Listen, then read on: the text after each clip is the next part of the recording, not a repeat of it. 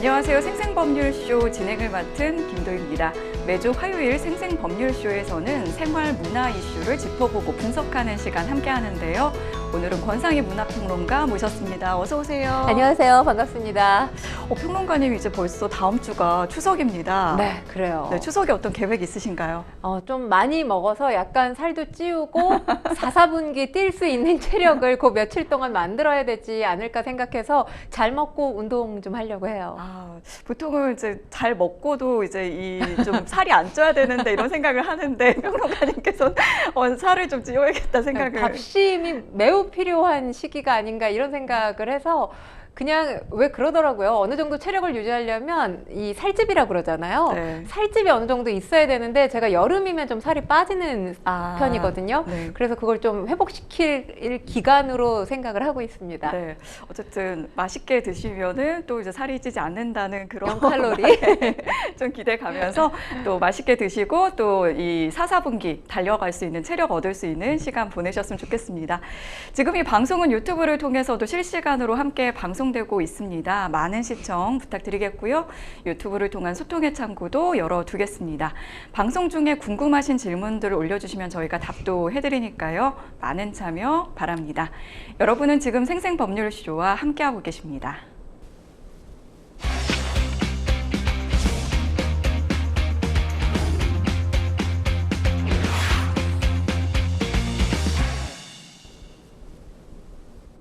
첫 코너는 생생코멘트입니다. 생생코멘트는 각 분야에서 화제가 되고 있는 인물들과 이슈를 주제로 그 말이 나오게 된 배경과 의미를 다양하게 풀어내는 순서인데요.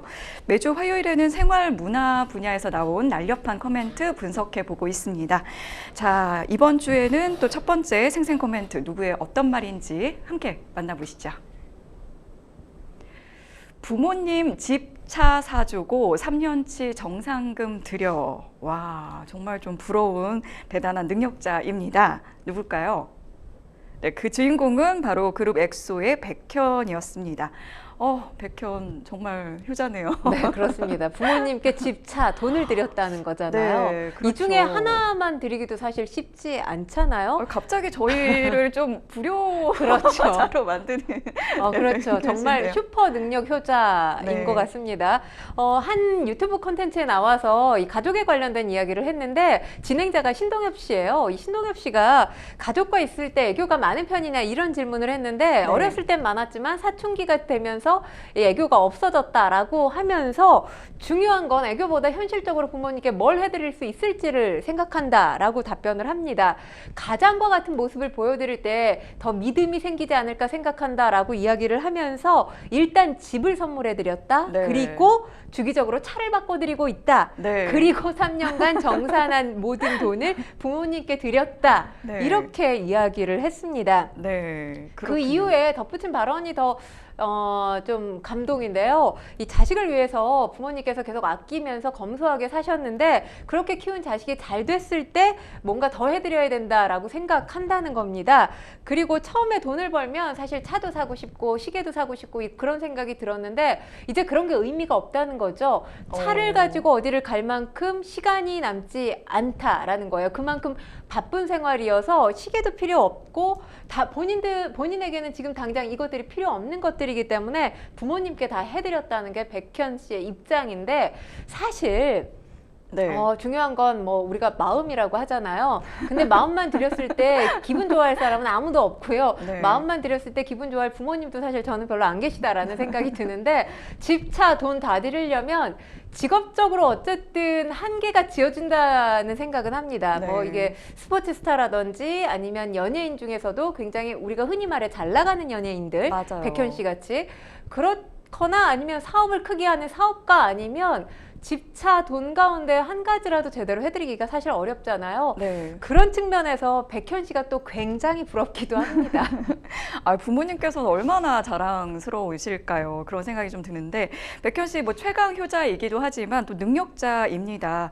그리고 이제 최근에 굉장히 좀 반갑고 좀 기쁜 소식이 있는데 3년 6개월 만에 컴백을 했습니다. 새 솔로 앨범 판매량이 발매 당일에만 무려 90만 장에 육박했다고요. 네, 그렇습니다. 그렇습니다. 이 판매량 첫날 한 차트 실시간 음반 판매량 기준으로 말씀을 드리면 89만 3천여 장을 넘어섰습니다. 네. 하루도 안 돼서 이 전작, 이 초동이라고 하면 첫 일주일간 판매량을 의미를 하는데 이 초동 기록인 86만 8천 장을 넘어선 겁니다. 와. 게다가 이게 국내에서만 인기가 있는 게 아니고요. 전 세계 음원 차트에서도 인기 중인 상황입니다. 발매와 동시에 아르헨티나, 바레인 등 33개 지역의 아이튠즈 톱 앨범 차트 1위를 기록했고요. 또 이 앨범의 타이틀곡이 파인애플 슬라이스라는 곡인데 이 곡 역시 아르헨티나, 콜롬비아 등 24개 지역 아이튠즈 톱송 차트 1위를 기록했습니다. 전 세계적으로도 진짜 환호하는 분위기 같네요. 그런데 이제 백현 씨의 이번 앨범이 뭐 첫 솔로 앨범이기도 하지만 사실 지금 전 소속사인 SM 엔터테인먼트랑 분쟁 중에 나온 앨범이기 때문에 마음고생이 많으셨을 것 같고 또 그래서 더 가치 있게 좀 들린다 이런 목소리들이 있더라고요. 네, 그렇습니다. 지금 SM과 이 정산 또 계약 내용 등을 이유로 분쟁 중인 상황에서 이 거의 4년여 만이죠. 3년 6개월 만에 앨범이 나온 건데요. 감회가 상당히 남다를 수밖에 없겠죠. 일단 너무 오랫동안 기다려준 에리 팬덤명이 엑소엘인데 엑소엘의 애칭으로 그냥 에리 이렇게 부릅니다. 에리 이 팬들에게 상당히 감사함을 전하고 있습니다. 그리고 앨범명 헬로 월드입니다. 이 앨범명이 상당히 인상적이라는 이야기도 나오는데요. 일단 오랜 시간 동안 걸려서 나온 솔로 앨범이니만큼 아무래도 이 엑소엘 그러니까 팬덤들과 리스너분들에게 화려하게 인사하고 싶은 마음이 있어서 이렇게 앨범명을 정했다고 하고요. 그리고 앨범 만드는 과정에서 이걸 가장 중요하게 생각했다고 합니다. 본인이 제일 좋아하는 것 그리고 잘 소화할 수 있는 것들을 찾으려고 노력을 했다고 하고요. 그러면서 무엇보다 소통을 가장 중요하게 생각했다. 이렇게 대답을 하고 있습니다. 게다가 올 초에 데뷔 후에 첫 오프라인 솔로 아시아 투어 공연을 가졌는데 이때 감회가 상당히 또 남달랐다라는 이야기가 들리거든요. 그냥 공연 전에는 아무래도 솔로로 투어를 하다 보니까 걱정이 상당히 컸던 것 같아요. 걱정도 크고 본인 스스로에 대한 의심이 많았다고 하는데 이런 것들이 공연을 하면서 다 기우였던 게 입증이 됐던 것 같습니다. 오히려 일단 자신감을 더 얻게 됐던 계기가 될 그렇죠. 수도 있잖아요. 그러니까 이 빈 공간이라고 하는 것들을 팬들이 그동안 채워줬다는 걸 깨달았다는 게 바로 지금 백현 씨의 목소리거든요. 그래서 이제는 뭐든지 팬들이 사랑을 해주고 있기 때문에 뭐든지 할 수 있을 것 같다 이런 목소리를 내기도 했고요. 그리고 이번 앨범을 통해서 백현이라는 아티스트가 갖고 있는 무한한 가능성을 보여주고 싶다 이런 포부도 밝혔습니다. 네, 사실 이제 백현 하면 또 천재 아이돌이라는 수식어가 붙기 마련인데 평론가님께서는 이 백현 씨의 어떤 인기 비결 뭐라고 보시나요? 사실 뭐 퍼펙트한 안무라든지 가창력 근데 이 퍼펙트한 안무와 가창력을 소유하고 있는 아이돌 멤버들은 요즘 상당히 많잖아요. 많죠. 그러니까 단순히 이것만 가지고 인기를 끌고 있다, 인기 있다 이렇게 이야기하기는 어려울 것 같고요.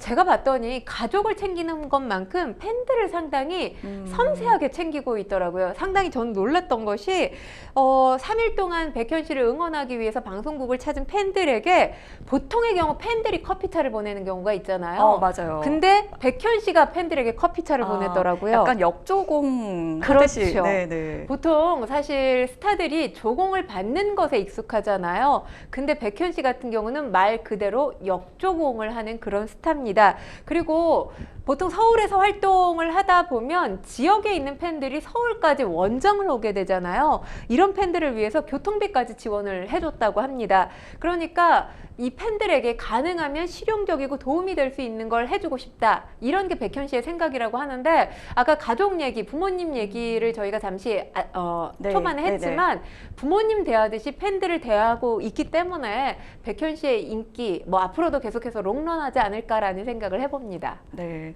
역시 이제 사랑받는 데에는 다 이유가 있구나 이런 생각이 좀 드네요. 네. 네, 이어서 두 번째 생생 코멘트 만나보겠습니다. 한이와 결혼 미루고 유가족엔 직접 사과할 터. 네, 이분은 누구의 발언일지 예상이 됩니다. 네, 그동안 좀 침묵을 지켜왔던 신경정신과 의사 양재용 씨가 자신의 병원에서 일어난 환자 사망 사건에 대해서 드디어 입을 열었습니다. 뭐 어떤 내용인지 좀 더 살펴볼까요? 저희가 한번 진단해드린 적이 있는데 잠시 간략하게 말씀을 드리겠습니다. 지난 5월이었죠. 경기도 부천에 있는 양재용 씨가 운영을 하고 있는 병원에서 이 한 환자가 숨지는 사건이 발생을 했습니다. 다이어트 약 중독 치료를 받기 위해서 이 환자가 병원에 입원을 했던 건데 입원한 지 17일 만에 세상을 떠나는 일이 발생을 한 겁니다. 네.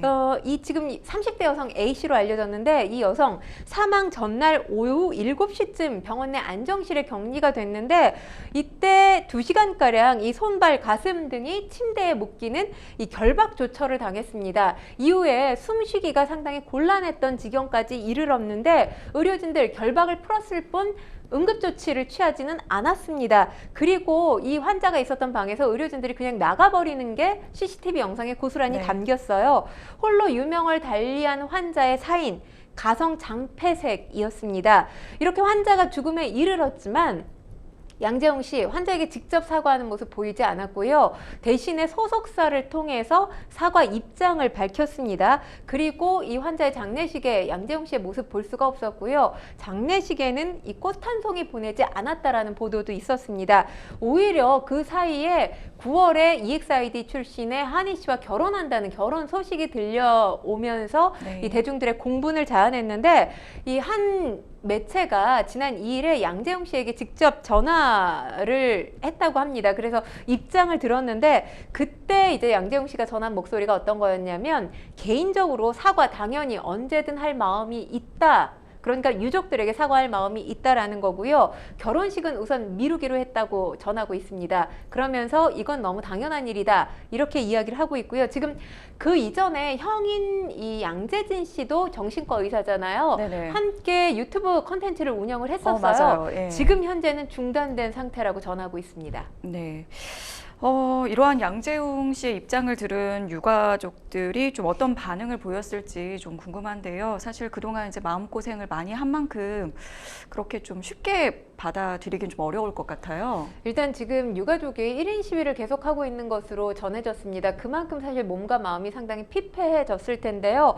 그 말의 진위를 지켜보겠다는 게 유가족의 입장입니다. 그러니까 양재용 씨가 한 말을 얼마나 지키느냐, 행동을 지켜보겠다 이런 의도로 읽힙니다. 그리고 지금 1인 시위 계속하고 있는데 이 1인 시위를 접을 생각은 없다는 게 또 유가족의 입장이기도 합니다.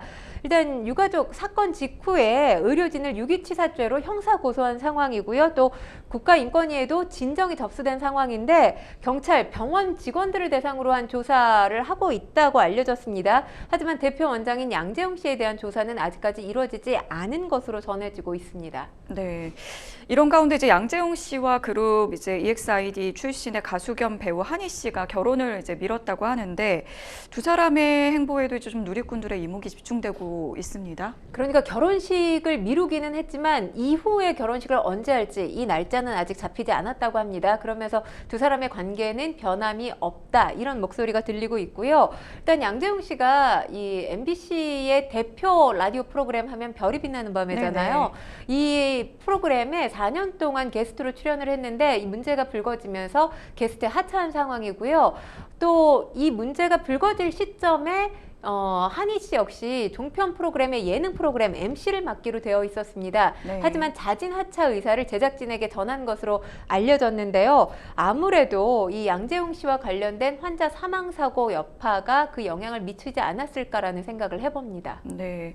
그런데 이제 사실 사회적으로 물의를 일으킨 연예인 당사자는 좀 비난받을 수 있지만 그 주변에 좀 가깝다는 이유로 이분들까지 곁에 있거나 좀 가까운 사람들까지 이렇게 좀 비난을 받는 연예계의 어떤 이런 연좌제라고 해야 할까요? 이런 것들은 계속해서 좀 논란이 되는 것 같아요. 이 부분에 대해서는 좀 어떻게 생각하시나요? 사실 이와 관련해서 의견이 분분한 상황입니다. 지금 뭐 연좌제라고 한다면 가장 피해를 보고 있는 게 한희 씨라고 볼 수 있죠. 왜냐하면 한희 씨가 병원 경영이나 뭐 환자 치료에 직접 뭔가 일을 담당한 적이 없잖아요. 역할을 한 적이 없지만 양재용 씨의 연인이라는 이유 때문에 상당히 많은 비난을 비난을 감수하고 있는 그런 상황이고요. 어쨌든 아까도 말씀드렸지만 프로그램에서 자진 하차를 결정하게 된 것, 한희 씨로는 굉장히 마음이 아플 거예요. 네.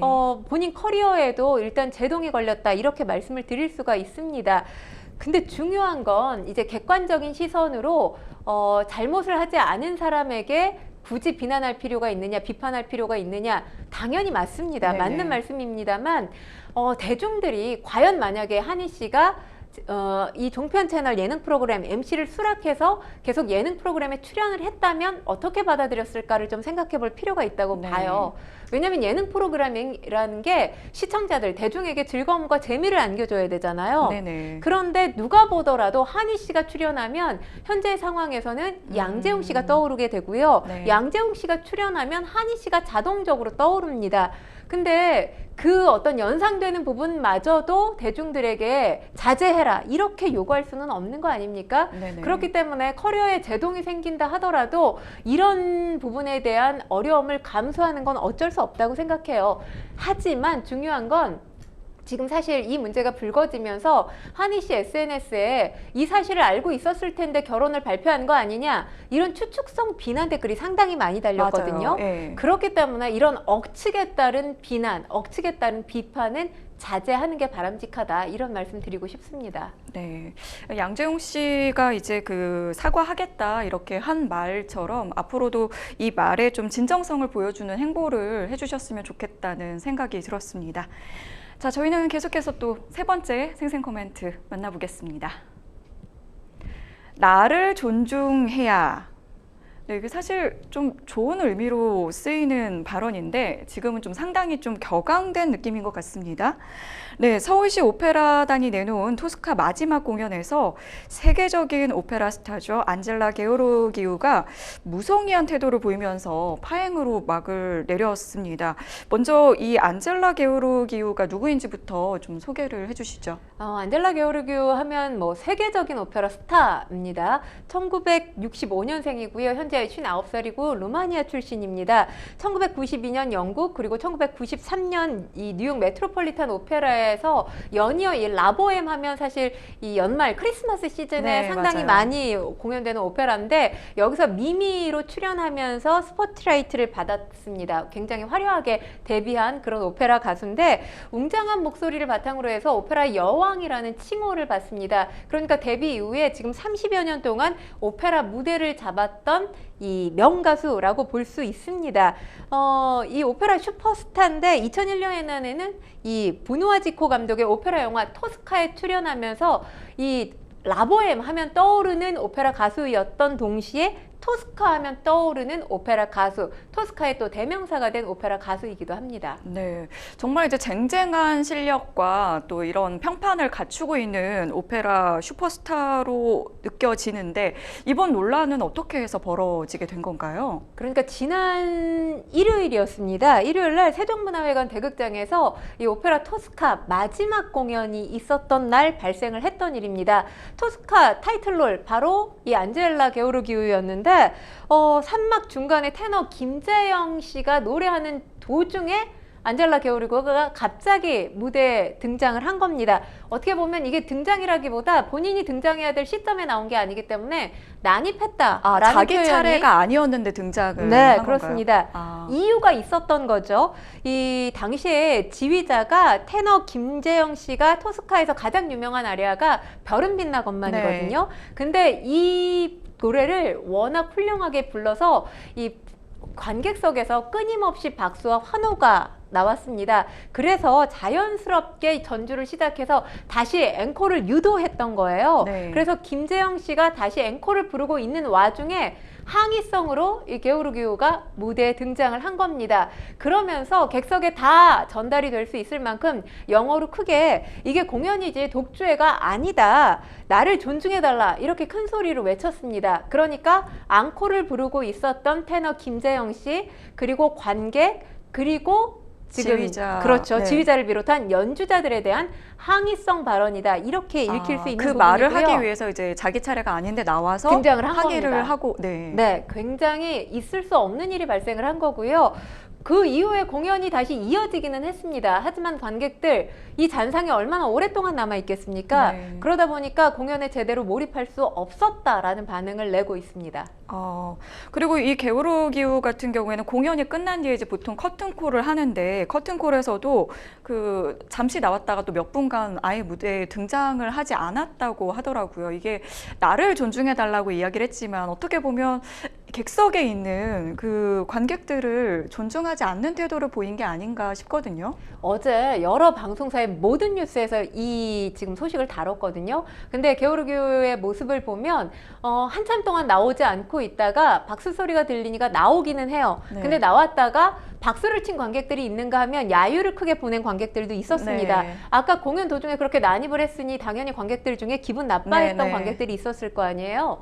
그러다 보니까 야유 소리를 듣고 나오자마자 바로 퇴장을 합니다. 네네. 이렇게 나오자마자 바로 이렇게 두 네. 손을 이렇게 들면서 나가는 영상들을 봤습니다. 그리고는 다시 무대에 등장하지 않았습니다. 이런 일 사실 어떤 공연에서도 볼 수 없었고요. 그러다 보니까 공연이 다 끝나고 나서 항의하는 관객들 상당히 많고요. 환불해달라, 이 환불을 요청하는 관객들도 많았습니다. 왜냐하면 이게 티켓값이 요즘에 모든 공연이 다 비싸잖아요. 네. 이번 오페라 티켓값이 VIP석이 20만 원이고요. R석이 15만 원입니다. 네. 그러니까 이 관객들은 비싼 거금을 내고 티켓을 구입해서 왔을 땐 즐겁게 공연을 관람할 기대에 차서 왔을 네. 거 아니에요. 공연 보고 화가 났던 적은 처음이다라는 관객들도 상당히 많습니다. 세종문화회관이 이 홈페이지에 사과문을 게재를 했습니다. 관련해서 게오르기후에게 강력한 항의를 전달하고 한국 관객에 대해서 사과를 요청할 계획이다 이렇게 밝혔고요. 그리고 이런 관련된 사항들 해외 사례들이 있는지 살펴본 이후에 참고해서 강력하게 대응하겠다라는 게 지금 세종문화회관 측의 입장입니다. 사실 제가 앞서 안젤라 게오르기후가 어떤 사람인지를 설명을 네네. 해드렸지만 네. 이름값을 망각한 오만한 처사라고 볼 수 있는 거죠. 세계적인 스타를 보기 위해서 관객들 돈을 지불하고 시간을 투자해서 그곳에 간 거잖아요. 네, 그리고 기대를 많이 하고 갔을 것 같아요. 그렇죠. 네. 박수 칠 준비가 돼 있는 관객들 앞에서 게오르기후 자신의 이름값을 증명하지 못한 겁니다. 그런데 이제 평론가님, 저는 이제 오페라 공연을 뭐 거의 좀 본 적이 거의 없어서 그런데 이 앙코르 곡을 부르는 게 이게 뭐 적절했다, 적절하지 못했다, 뭐 있는 일이다, 아니면 뭐 상대 배우에게 좀 존중하지 못하는 태도다. 이게 좀 의견이 약간 갈리는 것 같더라고요. 일단 지금 저는 사실 이게 오페라 본고장 하면 이탈리아를 떠올리잖아요. 이탈리아를 비롯해서 서구권에서 대체로 공연 중에 앙코르 허용을 합니다. 불가하지 않는데 중요한 건 앙콜 이렇게 외치지 않아요. 관객들이 정말 함성이 크고 박수가 커지면서 이게 장시간 조금 이어진다는 특징이 있습니다. 네. 그래서 지휘자 중에서는 그 점을 포착해서 앙콜로 연결시키는 이번 무대도 그랬고요. 그런 지휘자들이 있습니다. 그래서 예를 들자면 1994년 이때도 토스카 무대인데 루치아노 파바로티가 이 별은 빛나건만 앙코르 곡으로 불렀고요. 네. 그리고 지난해 투란도트 우리나라 공연이었는데 이 투란도트의 명곡 하면 네슨도르마 아무도 잠들지 말라를 꼽을 수가 있습니다. 이 곡이 상당히 고음이라서 잘 부를 수 있는 테너들이 많지 않아요. 이 공연에서 이 테너 이용훈 씨도 앙콜 곡으로 다시 한번 불렀어요. 근데 중요한 건 안젤라 게오르기가 2016년 토스카를 공연했을 때 앙콜했던 일이 또 있습니다. 게오르기후에게 했던 게 아니라 역시나 테너 요나스 카우프만 하면 세계적인 테너거든요. 이 세계적인 테너가 그 곡을 또 앙코르로 불렀던 거죠. 거의 비슷한 상황이네요. 네. 네네. 그때는 게오르기후가 어떻게 했냐면 이번엔 직접 나와서 항의 메시지를 본인 목소리로 전달을 했다면 그때는 무대에서 잠시 사라졌습니다. 1분 이상 나오지 않았던 거예요. 그런데 중요한 건 저희가 방송을 해서 알지만 1분 동안 침묵하면 방송 사고잖아요. 네, 맞습니다. 무대에서 나와야 할 오페라 가수가 1분 이상 나오지 않았다면 그 역시 사고거든요. 그러니까 또 다른 형식으로 항의 표시를 했어요. 이전에도 그런 사례가 있군요. 그렇기 때문에 지금 앙콜을 해야 된다 말아야 된다 이런 얘기가 분분하기는 합니다만 앙콜을 절대 해서는 안 돼 이렇게 볼 수는 없다라는 말씀을 제가 드린 겁니다. 그렇군요. 참 여러 가지로 좀 기대감에 부풀어서 갔던 관객들이 좀 실망을 했을 것 같은데 사실 저희가 앞서 이제 지금 백현 씨 얘기도 잠깐 했는데 이 관객들이 있기에 또 배우도 있는 게 아닌가 이런 생각이 드는 만큼 좀 앞으로는 여기에 대해서 어떤 사과라든지 진정성 있는 그 이야기들을 좀 할 수 있는 자리 그 모습을 좀 봤으면 좋겠다는 생각이 들었습니다. 네, 지금까지 생생 코멘트 만나봤고요. 저희는 잠시 후 뉴스픽스로 돌아오겠습니다. 여러분은 지금 생생법률쇼와 함께하고 계십니다.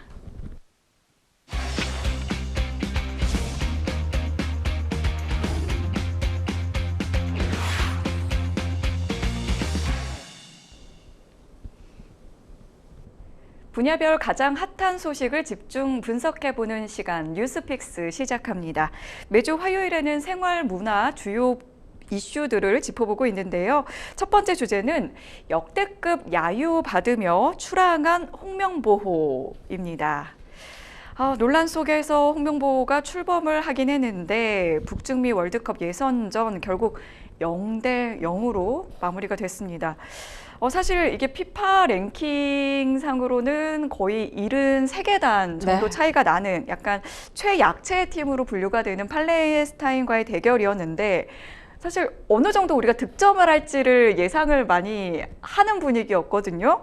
그런데 0대 0이라는 결과에 대해서 좀 이제 심하게는 뭐 한국 축구가 사망했다 이런 평까지 나오는데 평론가님께서는 어떻게 보셨는지 궁금합니다. 어쩌다 이 지경까지 됐을까 이런 생각을 했습니다. 네. 사실 경기라는 게 약체팀한테 질 수도 있고 이길 수도 있는 거예요. 네, 사실 이변이 있기는 하죠. 그렇죠. 뭐, 피파 랭킹상에서도 뭐 약체팀이 좀 뭐 강팀을 상대로 이기는 이변이 있긴 하지만 물론 네. 경기 결과 충격적입니다. 0대 0이 될 거라고는 아무도 생각 못했어요. 그러니까 몇 골 차로 우리가 이길지가 네. 관건이었던 경기였는데 0대 0이었고 경기 내용을 보면 사실 아주 실망스럽기 짝이 없는 모습이었잖아요. 경기 내용도 실망스러웠지만 이 관객들의 분노가 가득했던 홈 경기를 처음 봤던 것 같습니다. 네. 사실 뭐 홍명보 나가 정몽규 나가 계속 관중석에서 이런 목소리들이 들리고 그러니까요. 걸개 시위가 계속됐던 모습이죠. 우리 한국 축구의 불행한 뭐 한나의 단면이라고 볼 수 있는 건데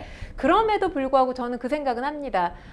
우리 축구 팬들이 그래도 축구계가 변화하길 원해야 하는 마음으로 그곳을 찾아갔겠구나. 네네. 왜냐하면 아예 이럴 경우에 외면할 수 있거든요. 사실 보이콧하고 가지 그렇죠. 말자고 하는 분위기도 있었거든요. 그럼에도 네. 불구하고 관중석 굉장히 많은 관중들이 있었기 때문에 저는 희망은 있다고 생각하는데 그걸 과연 축구협회에서는 어떻게 해석할지 그 부분이 좀 궁금하긴 합니다. 네.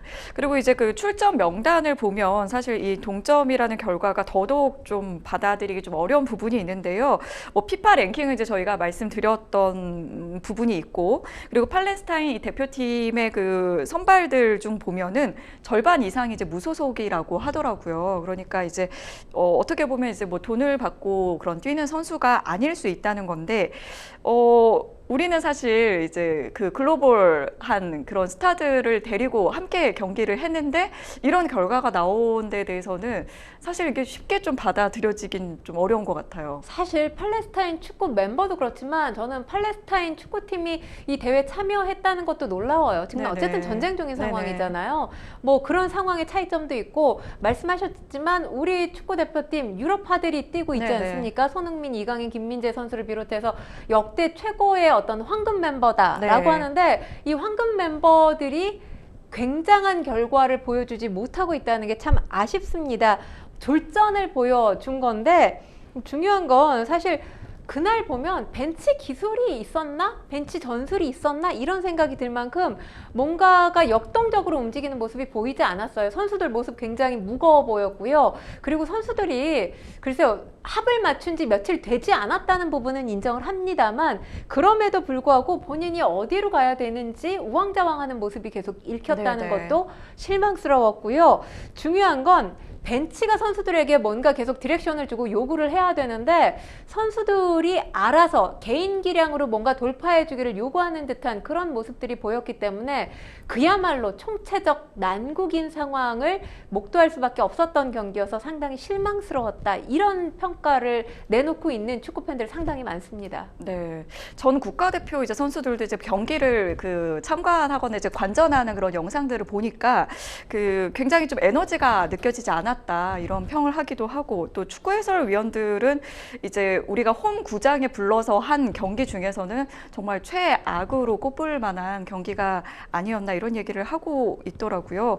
근데 지금 이 상태로는 좀 본선 진출도 좀 어려운 것 아니냐 이런 전망까지 나오고 있습니다. 사실 팔레스타인전에서 무조건 승점 3점을 딸 줄 알았는데 네. 무승부가 되면서 지금 1점밖에 못 딴 네네. 거잖아요. 이 점을 잃고 시작을 한 거나 다름이 없습니다. 그래서 우리의 이후 걸음이 상당히 무거워질 수밖에 없게 됐다 이렇게 말씀드릴 수가 있는데요. 일단 오늘 밤 11시에 오만하고 맞아요. 2차전 오만전 있죠. 있죠. 네, 네. 굉장히 이 경기가 첫 경기를 우리가 이기지 못했기 때문에 중요해진 상황이고요. 한 달 뒤 10월 10일에 요르단 원정 경기가 있습니다. 역시 이 경기도 중요도가 첫 경기를 우리가 사실상 실패했다라고 말씀을 드려야 되기 때문에 중요도가 올라간 상황입니다. 만약에 이런 경기들 무승부나 혹은 1승 1패, 뭐 1무 1패 이런 결과가 나오게 되면 적신호가 켜질 수밖에 없다라고 말씀드릴 수 있습니다. 그리고 10월 15일에 이라크전이 펼쳐지는데 우리나라의 이 서울 월드컵 경기장에서 펼쳐집니다. 네. 근데 중요한 건 지금 또 서울 월드컵 경기장 공간을 지적을 안 할 수가 없는 게 지금 잔디 상태가 상당히 좋지 않다고 해요. 네네. 그래서 지금과 같은 전술에서 지금과 같은 공간에서 선수들이 뛰게 된다면 아무리 우리 홈 경기라 하더라도 좋은 경기력 보여주기 어렵지 않겠느냐 이런 전망도 나오고 있는 상황입니다. 구장 컨디션도 좀 영향을 주고 있다라는 얘기도 있군요.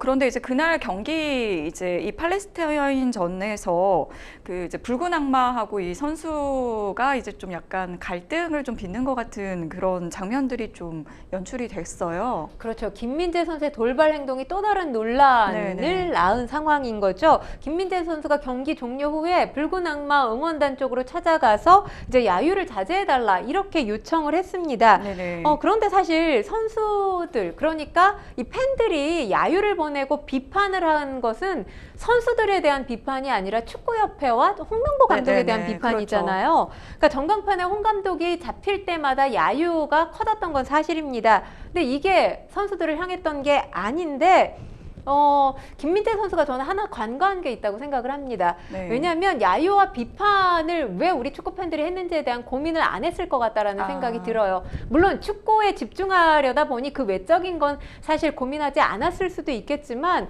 이렇게 축구 팬들이 비판과 야유를 한 건 결과적으로는 우리 축구가 올바른 방향으로 가기 위해서 비판의 목소리를 낸 것이고 야유를 보낸 것이 아니겠습니까? 네네.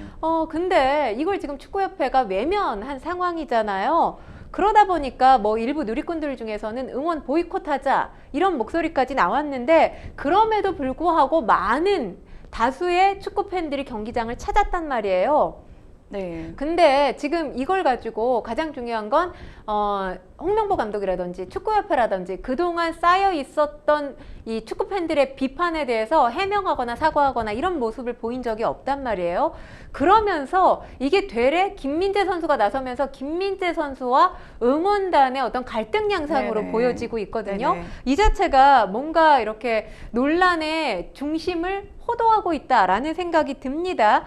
사실 선수와 팬들이 지금 뭐 대립 양상, 갈등 양상을 빚고 있는 건 아니죠. 선수는 경기에만 집중을 하면 됩니다. 물론 그날 경기가 선수들 입장에서는 야유가 오는 상황에서 우리 집중하기 힘들었어요. 네네. 이렇게 얘기할 쉽지 수도 않은 경기였다. 있지요. 네네. 뭐 그 자체가 압박이 됐을 수도 네. 있고 김민재 선수가 그래서 응원단을 찾아갈 수도 있긴 합니다만 선수는 선수의 본분을 지키고 팬들도 선을 넘지 않는 선에서 비판, 야유 얼마든지 할 수 있다라는 생각을 선수들도 가져야 된다고 봅니다. 왜냐하면 우리가 올림픽을 지나오면서 느낀 것이 축구는 사실 올림픽에 진출하지 못했지만 여전히 우리 국민들한테는 인기 있는 스포츠잖아요. 네네. 애정이 많이 있기도 하죠. 하지만 사격이나 뭐 양궁이나 굉장히 올림픽에서 금메달을 많이 획득했지만 인기 종목입니까? 올림픽 때만 집중 조명받는 그런 스포츠예요. 그걸 생각한다면 일단 이 상황, 현재 비춰지는 어떤 야유와 비판의 목소리에만 민감할 게 아니라 그 이면도 선수들이 좀 들여다봐야 될 필요가 있지 않나 이런 생각을 해봅니다. 네. 관련해서 이제 손흥민 선수 같은 경우에는 약간 이제 김민재 선수 이렇게 좀 부적절한 그런 행동이었던 것 같다 이렇게 좀 지적을 했던 부분이 좀 있는 것 같더라고요. 그러니까 사실 지금 이 상황에서 누군가 또 나서서 중재를 네. 해야 되잖아요. 그러니까 중요한 게 선수와 팬들의 갈등 양상처럼 보이는 이 상황을 선수들이 나서서 중재를 했단 네. 말이에요. 우리는 감독님이 선임이 된 이상 감독님을 믿고 따를 수밖에 없습니다. 그러니까 팬들에게 어떤 설득을 하려는, 양해를 구하려는 네네. 목소리를 낸 건데 이 역시 축구협회와 홍명보 감독은 뭐 하고 있느냐 이런 생각이 듭니다. 그들이 내야 할 목소리를 선수들에게 전가하지 않았으면 좋겠다는 생각도 해봤습니다. 네. 현재 이제 축구협회에 좀 위기가 닥쳤다는 이제 그런 목소리가 나오고 있는데요. 이번 경기 티켓 판매를 봐도 알 수 있다고 하는데 어느 정도 수준이었습니까? 일단 사실 지난 3월에 태국전이 있었고 6월에 중국전이 있었습니다. 비교하면 열기가 떨어졌다고 볼 수 있는 게 한 4,600여 석이 팔리질 않았어요. 네. 보통의 경우 이제 A매치 경기가 열린다라고 한다면 굉장히 빠른 속도로 매진이 되곤 했었는데 이번에는 매진이 되질 않았습니다. 왜냐하면 이게 굉장히 이례적이라고 볼 수 있는 게 유럽파들이 총 출동해요. 사실 손흥민 선수, 이강인 선수, 김민재 선수만 그러니까요. 보고 싶어하는 네네. 팬들만 오더라도 매진이 됐을 법한데 매진이 안 된 거죠. 그리고 이 경기가 어떤 경기냐면 월드컵 최종 예선 1차전이에요. 게다가 홍명보 감독이 대표팀 사령탑을 맡고 펼치는 첫 번째 경기. 네네. 여러 가지로 상징적인 의미가 있는 경기였음에도 불구하고 이 매진이 되지 않았다는 것 굉장히 이례적이다. 이렇게 받아들여야 한다라는 생각이 듭니다. 그렇기 때문에 한편으로는 저는 그런 생각을 해요. 이 논란이 굉장히 지난 여름을 강타할 만큼 뜨거웠잖아요. 그럼에도 홍명보 감독이라든지 축구협회가 그동안 이와 관련해서 제대로 된 해명을 내놓지 않았던 데는 1차전이 팔레스타인이고 네. A매치에 기라성 같은 선수들이 다 참여를 하게 되면 당연히 매진이 될 거고 우리가 이기면 그만이지 않겠느냐. 좀 잠재울 수 있지 않을까. 그렇게 네. 단순하게 생각했던 게 아닌가. 근데 그것이 얼마나 패착이었는지 이번 경기 제대로 보여준 게 아닌가라는 생각이 듭니다. 네. 이제 오늘 저녁에 이제 오만전이 있는데 이 오만전에 이제 그 나서는 이제 홍명보 감독의 그 결연한 각오를 다지는 또 기자회견이 또 이렇게 영상으로 많이 화제가 됐습니다. 어제 이제 공식 기자회견이 네네. 있었는데요. 승리 외엔 다른 건 없다 이렇게 강조를 했습니다. 오만 충분히 알고 있고 원정 경기라서 어려운 경기가 되겠지만 반드시 이기겠다라는 목소리를 낸 겁니다. 이 오만이 피파 랭킹 76위예요. 우리보다 한 50위권 이상 차이가 나는 네. 그러니까 객관적인 전력에서 우리가 앞서고 있습니다. 또 역대 전적에서도 4승 1패로 우리가 앞서고 있는 상황이고요. 일단 홍명보 감독에게는 절체절명의 위기 상황이라고 말씀을 드릴 수 있습니다. 만약 오만전에서 시원하게 승리를 거두지 못하게 된다면 홍명보 감독으로서는 조기 경질론 네. 이 맞닥뜨릴 가능성도 배제할 수 없습니다. 그러니까 벼랑 끝 승부를 보여야만 하는 그런 경기가 펼쳐질 가능성 상당히 큽니다. 오늘 밤이 정말 굉장히 이제 그 분수령 같은 경기가 될 것 같은데요. 그런데 이제 한국 축구 이제 어디로 어떻게 나아가야 하냐 이런 또 목소리가 굉장히 높습니다. 이제 여러 이제 축구 해설위원들도 이와 관련해서 얘기를 내놓고 있는데 평론가님께서는 어떤 해법이 좀 필요하다고 보시나요? 일단 지금 A매치를 끝내게 되면 이 축구 이슈가 사회 이슈가 됩니다. 왜냐하면 네. 국회 문광위에서 감독 선임과 관련해서 이게 적절하게 선임이 된 거냐 이 관련한 문제를 따지기 위해서 이 정몽규 회장 그리고 홍명보 감독을 비롯해서 협회 관계자들 24일 부르기로 돼 있어요. 그러니까 선임 과정에 대해서 공정성 논란이 있었던 부분에 대해서 그렇죠. 짚어보겠다라는 거죠. 그러니까 이제 축구 이슈가 사회 이슈가 된다는 것 자체가 우리로서는 상당히 불행한 일이다라고 말씀을 드릴 수가 있는데 2002년도 그러니까 월드컵 때 우리가 4강을 했던 네. 굉장히 축구가 빛났던 시기였잖아요. 맞아요. 저희의 이- 저력을 스스로 좀 깨닫는 그런 그렇죠. 순간들이었는데. 이 시기를 다시 복기를 해보면 물론 우리 홈 경기를 펼쳤기 때문에 선수들이 잘한 거 아니냐 이렇게 얘기할 얘기하시는 분들도 있지만 그렇게 단순하게 볼 문제가 아닙니다. 이때 히딩크 감독 체제였잖아요. 맞아요. 그때 보면 연줄 안 따지고 열심히 안 하면 그대로 대표팀에서 제껴지는, 말 그대로 자르게 되는 그런 시스템이었습니다. 누가 보면 너무 당연한 거잖아. 근데 이 지금 당연한 룰이 우리 축구계, 축구협회에 적용이 되는지 축구협회가 대답을 내놔야 되지 않을까라는 생각이 들고요. 올림픽 때 가장 많이 회자됐던 얘기가 양궁 선수들 맞아요. 공정성을 기반으로 해서 뽑았기 때문에 이렇게 굉장한 이 성과를 거둘 수 있었다라는 목소리였습니다. 지금 축구가 저버린 공정과 상식 회복해야 되는 건 지금 축구협회, 우리 축구계의 과제입니다. 그리고 그걸 어떻게 회복해야 될지, 이 과제를 어떻게 수행해야 될지는 그들이 정말 더 잘 알 거라고 생각을 합니다. 네, 다시 한번 신나게 정말 축구 응원을 한 목소리로 했던 그때로 좀 돌아가고 싶다라는 좀 생각이 드네요. 자, 뉴스픽스 두 번째 주제로 넘어가 보겠습니다. 뉴스픽스 두 번째 주제는 뉴진스 해임된 미니진 공개 응원입니다. 네, 뉴진스가 지난달에 이제 해임된 미니진 전 어도 대표에 대해서 이제 공개적으로 좀 힘을 실어주는 발언을 했습니다. 이제 무려 사관왕이나 차지한 그런 시상식에서 이런 발언을 했기 때문에 더욱더 의미가 컸던 것 같아요. 네, 지난 8일 일본 오사카에서 2024 더 팩트 뮤직 어워즈 시상식이 있었습니다. 이때 뉴진스가 무려 4개의 상을 받았는데 수상 소감 당연히 4번을 했죠. 그 가운데서 미니진 전 대표가 언급됐던 게 2번입니다. 일단 올해 아티스트상 수상 소감 때 뉴진스 멤버들이 항상 아껴주시고 지켜주시는 미니진 대표님 정말 사랑하고 감사합니다. 이렇게 첫 소감을 남겼어요. 그러니까 미니진 대표가 해임된 상황에서 나온 소감이기 때문에 네. 이건 뭐 뉴진스 멤버들 여전히 민 전 대표를 지지하고 있다. 이렇게 읽힐 수 있는 부분이고요. 네. 그리고 월드와이드 아이콘 수상자로 다시 한번 뉴진스가 결정이 되면서 이 멤버 가운데 혜인이 마이크를 잡고 이렇게 이야기를 합니다. 오늘 지금이 마지막이라고 생각돼서 말하려고 한다. 저희 대표님 정말 감사합니다. 너무 사랑해요. 또다시 민 전 대표가 네. 언급됐습니다. 그러니까 지금 이 수상 소감에 뉴진스 멤버들의 바람, 심경이 고스란히 담겨져 있다라고 볼 수 있는 거고요. 뉴진스 멤버들에게는 여전히 민 전 대표가 필요하다. 이렇게 읽힐 수 있는 부분이라는 생각이 듭니다. 네, 이 앞서 뉴진스 멤버들은 이제 그 전용 소통 애플리케이션을 통해서 그 민 전 대표가 해임된 지금의 그 답답한 상황에 대해서 좀 심정을 털어놓기도 했는데요. 사실 진짜 마음고생이 심했을 것 같아요. 일단 답답하고 불안하다. 우리가 할 수 있는 일들이 없다. 멘붕 상태다. 이런 내용들이 대부분입니다. 네. 그러니까 뭐 팬들 입장에서는 상당히 뉴진스 멤버들 한 명 한 명이 걱정될 수밖에 없는 상황이고요. 또 멤버 가운데 한이가 자작곡을 부르는 영상을 올리기도 했는데 이 자작곡 가사 내용을 보면 오늘 밤은 마음을 편히 하자. 후회는 우리 몫이 아니야. 우리가 변하지 않기를. 뭔가 의미심장한 가사로 읽힙니다. 그러네요. 왜냐하면 이 자작곡이 만들어진 시기가 미니진 전 대표와 하이브 간의 분쟁이 격화됐던 지난 4월이었거든요. 네. 이때 이제 모두를 위로해주고 마음의 상처를 없애주는 곡을 만들고 싶었다라고 한이가 전하고 있습니다.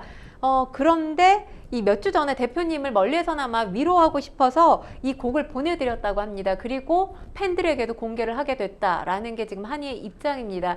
그러니까 사실 뉴진스 멤버들이 지금 상황에서 보폭을 넓히기가 상당히 네. 어려워졌습니다. 마음으로는 민 전 대표를 응원하고 있지만 계약서상으로는 사실 지금 이렇게 저렇게 선택을 할 수 있는 여지가 거의 없다라고 읽혀져요. 그렇기 때문에 이 불안한 마음이 더 커지지 않을까 싶습니다. 네, 이 어도의 경영진이 이제 교체가 된 가운데 이 갈등의 여파가 이 뉴진스의 뮤직비디오 제작을 했던 돌고래 유괴단으로까지 지금 이어지고 있습니다.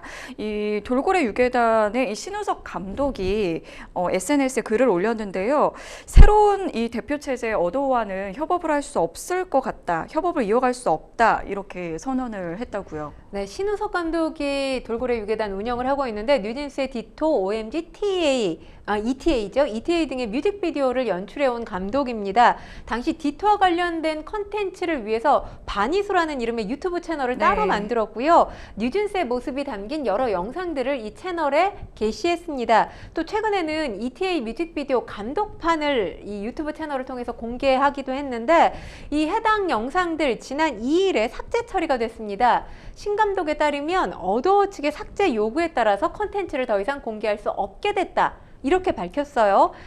뉴진스 아이들과 앞으로 함께하기로 약속했던 프로젝트들이 있는데 지킬 수 없어서 안타깝다라는 메시지도 전하면서 무엇보다 기다렸을 팬들에게 미안하다라는 목소리도 냈습니다. 신 대표 앞서 민 전 대표 해임을 반대하는 탄원서를 제출하기도 했었습니다. 네, 이 글에 대해서 이제 어도어 측은 어떤 입장을 좀 보였나요? 3일 공식 입장을 냈는데 돌고래 유괴단이 자체 SNS 채널에 올린 ETA 뮤직비디오 디렉터스 컷 이게 문제가 된다는 네네, 거예요. 그러니까 감독판 그 그렇죠. 영상이 지금 문제가 과거 되는 거죠. 광고주하고 이견이 있었던 부분이 있었다고 합니다. 이 이견이 있었던 부분이 포함된 편집물이라는 게 어도어의 입장이에요. 그러니까 광고주와의 협의 없이 무단으로 게시됐다 이렇게 반박을 하고 있습니다. 그러면서 중요한 건 지금 바니스 채널 삭제해달라 이런 요청까지는 하지 않았다는 게 어도어의 입장이에요. 어도어의 채널 운영 정책이 바뀌지도 않았는데 이 부분까지 신우석 감독이 언론을 통해서 뭔가 호도하고 있다라는 입장을 견지하고 있는 게 어도어의 주장입니다.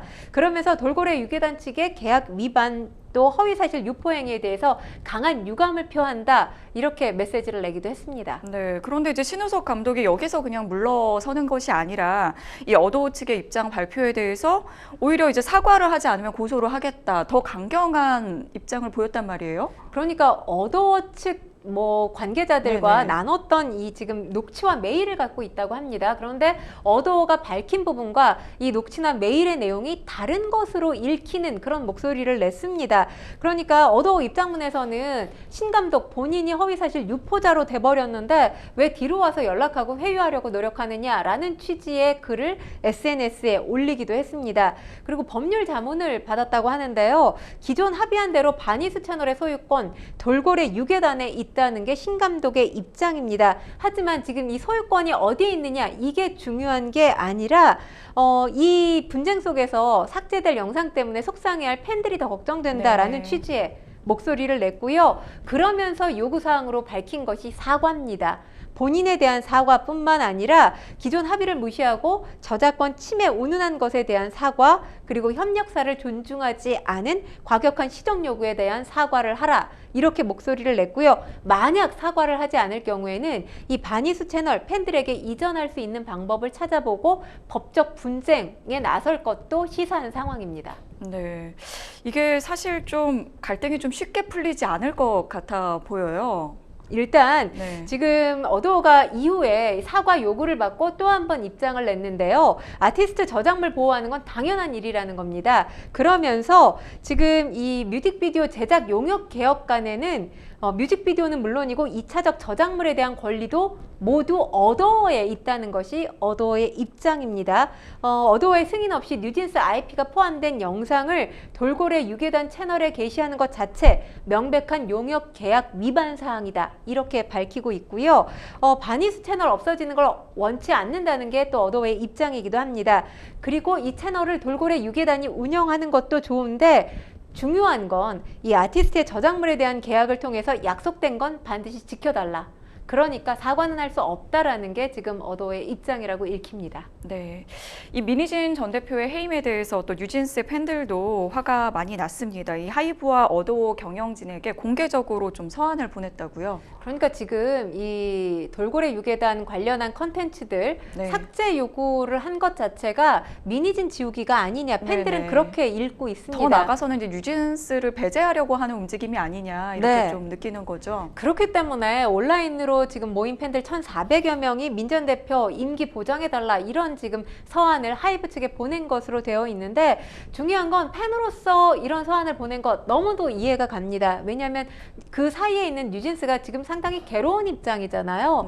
그런 모습을 보기에 팬들도 괴로울 수밖에 없습니다. 그래서 이런 서한을 보낸 심경은 이해를 합니다만 과연 임기를 보장하라 이렇게 요구할 수 있는 주체가 팬들이 맞느냐라는 데는 논란이 네. 있다고 생각을 합니다. 네네. 왜냐하면 주주간 계약 관련해서 공은 법원으로 가 있어요. 이게 주주간 계약이 맞게 성립이 되는지 그렇지 않은지는 법원의 판단을 지켜봐야 되지, 그 이전에 팬들이 나서서 하이브에게 이런 요구사항, 그러니까 민 전 대표와 하이브 측의 계약 관련된 사항까지 감나라 배나라 할 이유는 네. 없지 않나, 이런 생각도 덧붙여서 말씀을 드립니다.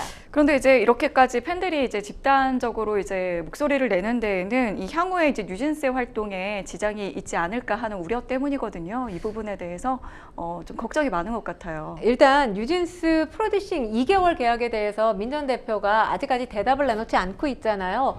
프로듀서가 바뀌게 될 경우 뉴진스가 이를 어떻게 받아들이느냐에 따라서 활동의 보폭이 결정되지 않을까라는 생각이 들고요. 지금으로 봐서는 뉴진스에게 아직까지 새엄마란 존재하지 않는다라고 읽힙니다.